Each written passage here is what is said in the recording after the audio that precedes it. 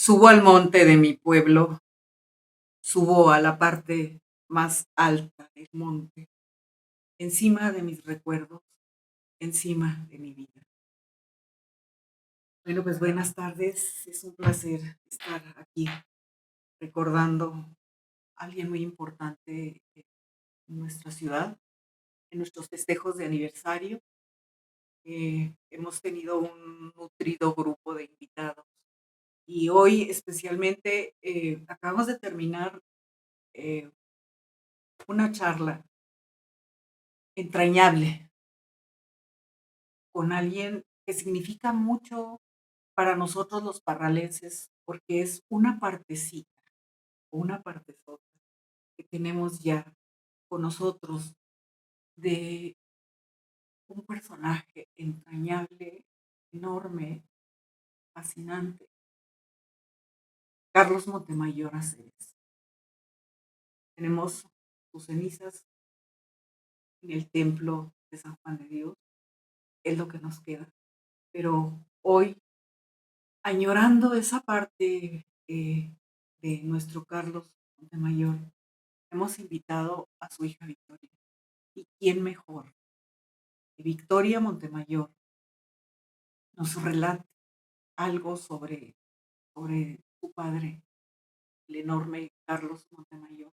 Bienvenida, Victoria. Es para nosotros un placer, como siempre, recibirte en esta casa de estudios. Y bueno, pues ha sido una tardecita, mediodía, muy rico en la charla que acabamos de tener. Y pues sí me gustaría que hicieras un poquito mención de lo mucho que acabamos de oír en nuestra sala audiovisual. Bienvenida. No, Susi, muchas gracias a ti. Yo estoy sumamente emocionada de estar aquí disfrutando, compartiendo y celebrando el 48 aniversario del Instituto Tecnológico de Parral. La verdad, muchas gracias por la invitación. Agradezco muchísimo a la directora licenciada María Dolores Villanueva Chávez y al subdirector el ingeniero Jesús Armando Sanz Abascal por estas maravillosas jornadas culturales que han estado maravillosas, que todavía no se acaban, que hoy en la tarde todavía tenemos varios eventos y bueno, muchas felicidades y que vengan muchísimos aniversarios más, increíbles festejos y de aniversarios. Pues ojalá, y ojalá que, como se te acaba de hacer la invitación de parte de nuestra directora, que no sea la última vez, porque hay muchísimo que contar. Hay muchísimo que contar sobre la vida de tu amado padre, ¿verdad? Es algo maravilloso tenerte y sobre todo aprovecharte. Aprovecharte porque nos interesa muchísimo difundir esa imagen, por como parralenses, que es motivo de un orgullo muy grande y es un orgullo de pertenencia, de aferrarte, de decir en esta tierra, en este lugar, en esta ciudad, nace un genio. Como te lo acabo de decir, te reitero, Carlos Montemayor es un genio y es porque su genialidad está aquí en lo que en ese legado maravilloso que nos deja. Y te pido, por favor, que nos hagas un comentario sobre eso interesantísimo sobre Carmen Aburán. Sí. Bueno, efectivamente, ¿no? Como lo hemos comentado en otras ocasiones, lo comento con distintos amigos que platicamos, que un intelectual de la talla de Carlos Montemayor no hay, ni habrá, ¿no? O sea, los intelectuales de ahora no cubren todos estos campos del conocimiento, como es la literatura grecolatina, como es la traducción, ¿no? Como es el análisis político, cómo son las cuestiones de derechos humanos, cómo son las cuestiones de promotor de lenguas indígenas, ¿no? Por traductor, tenor, analista, historiador, novelista, cuentista, poeta, ¿no? Y Sí. bueno, y yo que soy su hija tuve el privilegio de probar sus platillos, ¿no? Entonces, es un hombre con muchas facetas, ¿no? Es un hombre con una gran capacidad intelectual, que claro que deja escuela, que claro que nos ha dejado sus libros, ¿no? Su obra, pero definitivamente un hombre tan sabio, con esos valores, ¿no? Porque además era un hombre súper sencillo, ¿no? Y su sencillez y este trato tan cordial, tan amable, tan amoroso con sus coterráneos, ¿no? Con sus contemporáneos, no es fácil encontrar, ¿no? Es como un don también que tuvo de tratar a las personas, de mantener siempre los pies en la tierra a pesar de todos los logros, de todos los reconocimientos nacionales e internacionales que tuvo, porque yo tampoco me voy a poner a leer, ¿no? Ay, se le otorgó la medalla tal y el premio tal, porque son muchos, ¿no? Pero de hecho me falta investigar si ha sido el primer escritor, el más joven, ¿no? Al que se le ha dado el Javier Villaurrutia, ¿no? Porque como comentabas hace un rato, este Sí. libro de las llaves de Urgel, ¿no? Es con el que gana el premio Javier Villaurrutia de literatura, con uno de los cuentos principalmente, que es el de, no recuerdo si es el de Amiga Mía o Mariana, pero que son cuentos muy, muy bonitos. Hay quien dice que son como muy de Borges, hay quien dice que son como muy rulfianos, pero hay una atmósfera onírica, hay una atmósfera de ensoñación, hay fantasía, hay desierto, ¿no? Porque hay un personaje también que se llama Vázquez, que aparece en Minas del Retorno y habla del desierto y regresa. Hay como tres cuentos en los que habla sobre el desierto. Entonces, como comentaba también en la conferencia hace un rato, el desierto, el río, Villa Blanquita, Chihuahua, las montañas, ¿no? Son elementos que permanecen en su obra, que se encuentran tanto en su poesía como en su narrativa. ¿No?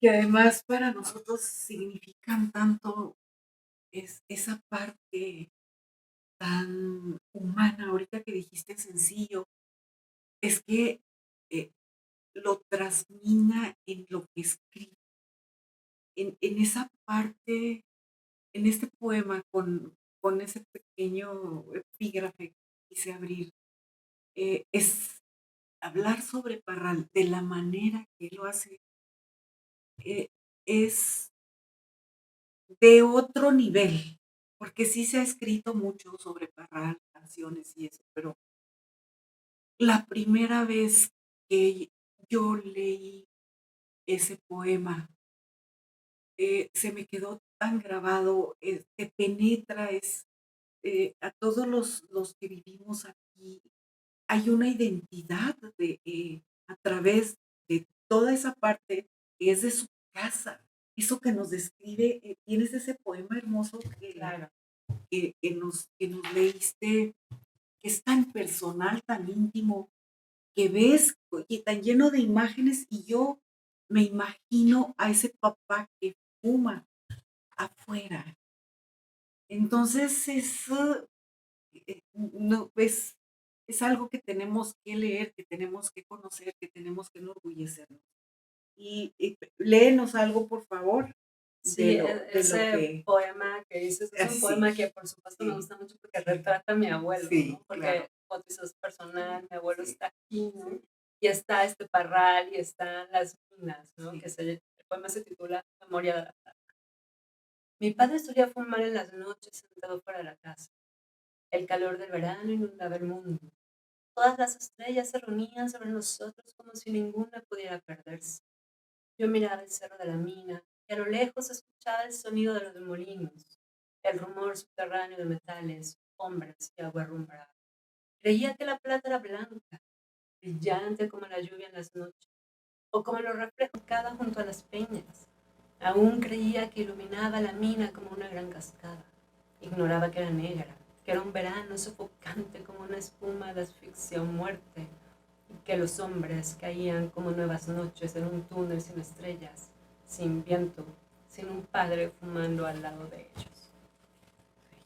Lo puedo leer sin llorar, he de confesar. Sí, Porque la última vez sí, que lo leí aquí en un evento en Parral, siempre, cuando lo estaba leyendo en ese momento en el evento, y que conforme lo iba leyendo yo decía, creo que esta vez no voy a llorar, creo que esta vez no voy a llorar. Lo logré, ¿no? Ya lo he leído 2 veces sin soltar la lagrimita, pero realmente se me hace un nudo en la garganta sí. porque mi abuelo me platicaba de Parral, porque mi abuelo me platicaba de la mina, mi abuelo me platicaba de Villa Blanquita, de cómo mi abuela hacía la cajeta, ¿no? Entonces, son estos momentos tan mágicos, ¿no? De convivencia de una familia y que además son cotidianos. Y que al momento en que los tratan un poema, los plasma de tal manera que cuando lo lees, ves las imágenes, ¿no? Y vas sintiendo las emociones. Entonces, el otro que también me gusta mucho, ¿no? Y que tiene que ver con este río que, como comentaba, siempre aparece, ¿no? El río, las montañas, siempre aparece en la obra de mi padre. Y este que se titula Memoria del río. En las noches, cuando era niño, al salir de la casa me parecía sentir que a lo lejos, del otro lado del río, alguien levantaba las manos y me llamaba. Yo trataba de escuchar esa voz entre el ruido de la noche, pero las estrellas numerosas hacían ruido. Se congregaban ensordecedoras como si el calor las hiciera brillar más. Y la tierra también desprendía una voz de piedras, de raíces, de días, bajo el polvo caliente del verano. Las luces de las casas parecían vivientes. Todo tenía luz. Todo era un lugar ocupado, milagroso. Pero solo yo oía sentado en la tierra. Oh Dios mío, solo yo oía sentado en la tierra. Sé que todavía esa noche, ahora, alguien levanta las manos y me llama. Ahora, esta sección de poemas que aparecen en memoria, ¿no? Que de hecho aparecen en la última colección de poesía que hizo Aldous, era 1900, no, 1980, me parece, 1996, ¿no? Que ella no se encuentra, si tienen suerte de encontrarlo, puede ser quizá en alguna, en internet, quizá por ahí. Y esos poemas, me comentaba, creo que una de mis tías, que mi papá escribió esa sección de memoria al poco tiempo que mi abuela había muerto, ¿no? Entonces, quizá por eso son Sí, tan sí, entrañables, quizá por eso uno vive las emociones al momento de leer esos poemas, ¿no? claro. Y bueno, otro de los poemarios que, que es un poemario realmente autobiográfico, ¿no? Es este de los poemas de Sim Pau, que publicó Alforja, que fue la edición que hizo el maestro José Vicente Anaya. Sí, claro. Y este libro de poesía realmente es autobiográfico, ¿no? Hace poco lo editó en 2020, me parece, mi tía Marta por el Instituto de Investigaciones Biológicas. Debe haber sido por 2000, no, debió haber sido 2017. 2017. Y, y bueno, ese no lo traigo en este momento, traigo el original. Y entonces hay uno que es precisamente con el que abre la novela de Las armas del alba, ¿no? Y este poemario me comentaba mi papá que lo fue escribiendo cuando él estuvo de viaje en Italia, ¿no? Y Sin Pau es un personaje que aparece acá en Las llaves de Urgel, en el cuento de la muerte de Sin Pau, que es un estudiante, por cierto, ¿no? Y muchos años después mi papá lo retoma y es con el, de hecho firma el poema de Las Almas del Alba como Sin Pau, ¿no? Poeta de la dinastía Tang, siglo sexto, me parece. Entonces me comentaba mi papá que cuando estaba escribiendo Las Almas del Alba, eh, él pensaba poner un epígrafe, ¿no? Y que su editor terminó diciéndole, bueno, Carlos, ¿y por qué no escribes el poema tú? ¿No? Con todo lo que sabes, ¿por qué no lo escribes tú? Y mi papá dijo, pues sí, verdad, tienes razón. Y entonces que se puso a garabatear ahí en la servilleta los poemas, ¿no? Y yo recuerdo alguna vez, cuando ya había una novela, recuerdo haber llegado a casa de mi papá y mi papá me leyó dos versiones, porque me dijo, a ver, ¿cuál te gusta más? ¿No? Y entonces me leyó las dos versiones, desafortunadamente no las guardé en ese momento, las debí haber guardado y ahorita serían oro Sí, puro, ¿no? Pero no las guardé y solo tengo este de El Alba. El río amarillo extiende sus caudales de oro sobre las tierras, al pie de la neblina y las montañas. El sol nace y busca su propio reflejo, quiere encontrarse con el oro de las aguas y el mundo. El general Sun Tian recoge su cabellera y despeja sus pensamientos. Mira su ejército. Los combatientes preparan los arcos y los dardos. Pulen espadas y dagas y aseguran escudos. Brillan las espadas en las montañas como nuevos caudales del río amarillo. El general Sun Tian piensa en silencio. Estas son las armas. Y es un poema que en lo personal me fascina la manera en que habla de este Sí, general Sun Jian, ¿no? Y que recoge su cabellera y desperta sus pensamientos, mi sí, ejército, sí. y aseguran espadas, dagas, escudos. Bueno, me encanta. Y ya que estamos con este tema de la guerra, ¿no? Voy a compartir otro que me fascina y también me conmueve mucho, ¿no? Que se llama Hun Wan el Victorioso. Hun Wan estuvo en la guerra, el general lo colmó de honores. Ha limpiado ya en la dura hoja de su espada la sangre de numerosos combatientes. Los enemigos eran feroces y perversos. Defendían sus casas, sus hijos, sus mujeres, sus aldeas. Hun Wen no quería quemar casas, ni matar hijos, ni violar mujeres, ni destruir aldeas. ¿Para qué ensañarse? Pero bajo su espada cayeron muchos que aún agonizantes lo maldecían. Ya es vencedor. El fuego lo ha tocado y es héroe. Un Wan regresa de la guerra, sí, con otro caballo brioso y joven. Hoy tiene más hombres bajo su mando. Aunque el fuego lo hirió, algo no entiende. Quizás la mirada de aquel niño abrazando el cadáver del padre ya mutilado. La guerra ha acabado, se dice, pero en su corazón, como la hierba seca en la tierra, crece otro silencio. Es Ay, sí, estrujante, sí. ¿no? Estrujante totalmente. Y recuerdo que la primera vez que lo leí, dije, wow, o sea, ese momento en que retrata la guerra, ¿no? La manera en que dice, eran feroces, defendiendo sus casas, sus Sí, sus mujeres, su mujeres, aldea, sí, ¿no? Es brutal. Y eso es la guerra, a final de sí. cuentas, ¿no? Te quiero preguntar algo. Contéstame. Muy bonita. Sí,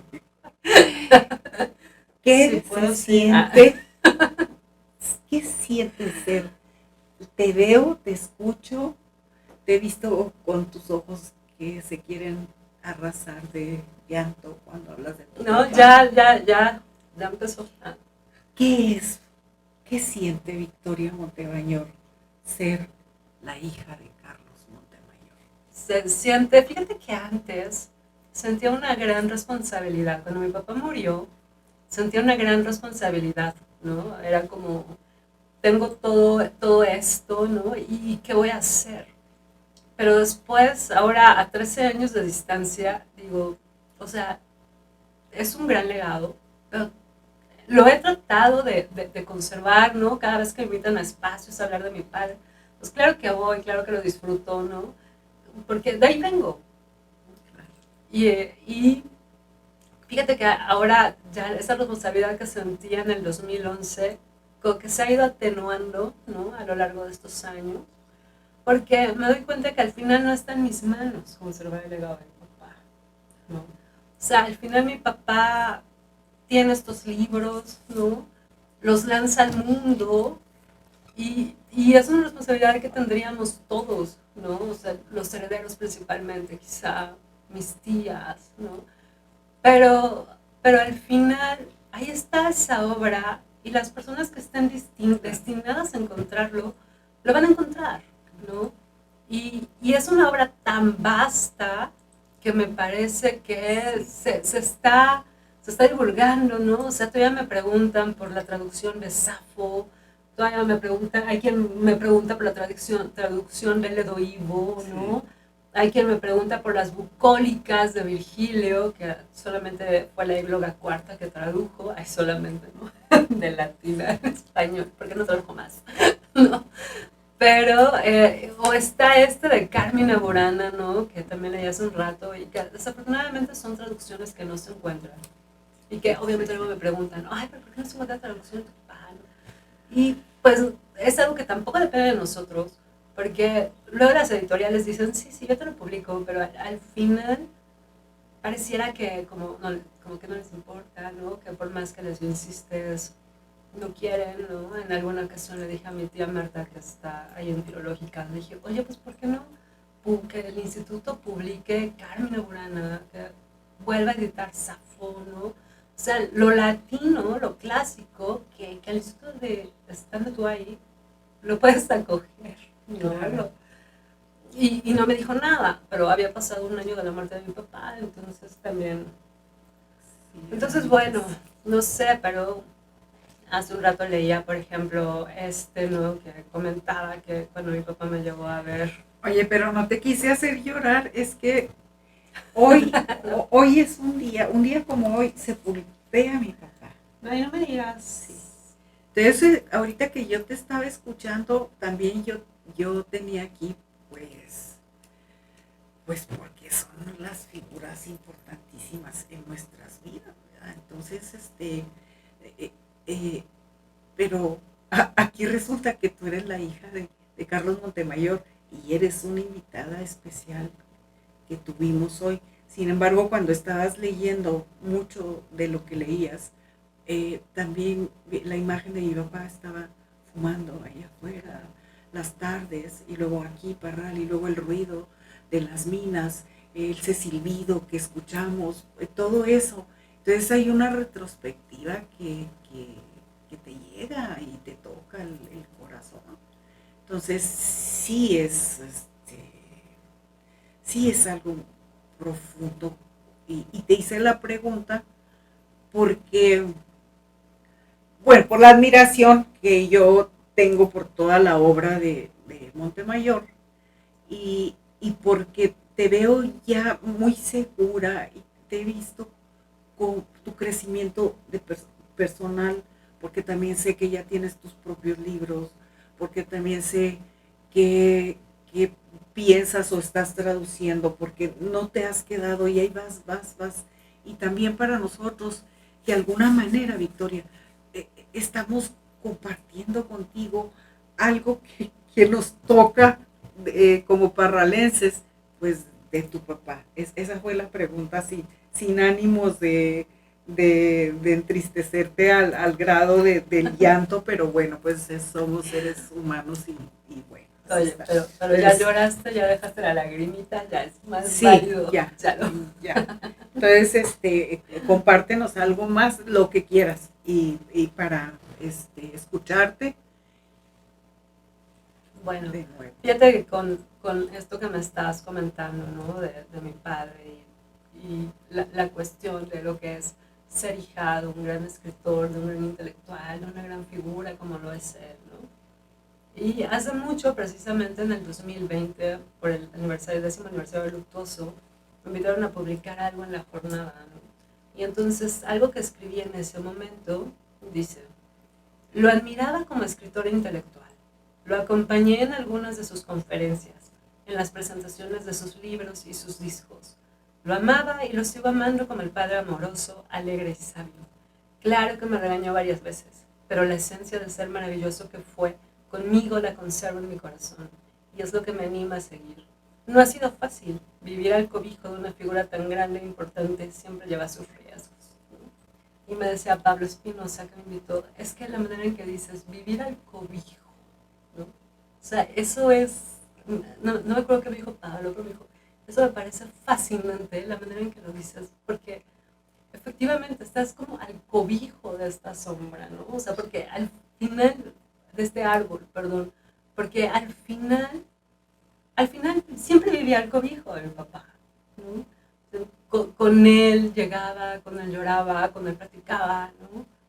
Y entonces, o sea, tú sabes también cómo se vive esta relación de hija y padre. Es muy diversa, ¿no? O sea, con la mamá, yo no digo que mi mamá no lo sea, mi mamá ha sido una mamá la más amorosa que me pudo tocar, ¿no? La más, o sea, claro, la relación de hija y madre tampoco es fácil, ¿no? Pero bueno, ya ahora es mi mejor amiga, ¿no? Y digo, siempre la he amado y todo, ¿no? Pero tú sabes que el momento de la adolescencia, de la juventud, Claro, o sea, ese roce con la mamá siempre es difícil, ¿no? siempre. Y con el papá es distinto, quizá porque el papá es más relajado, porque el papá dice, pues tiene que crecer y si se pega ni modo, ya Sí, se ya sanará, sé, ¿no? ya sé. Pero la mamá es como, no, no quiero que sufra, no sé, ¿no? Y el papá como que te da más libertad de ser, más libertad de Sí, actuar, porque el papá al final dice, bueno, algún día no voy a estar y tiene que aprender a seguir su camino y salir así adelante, es. ¿no?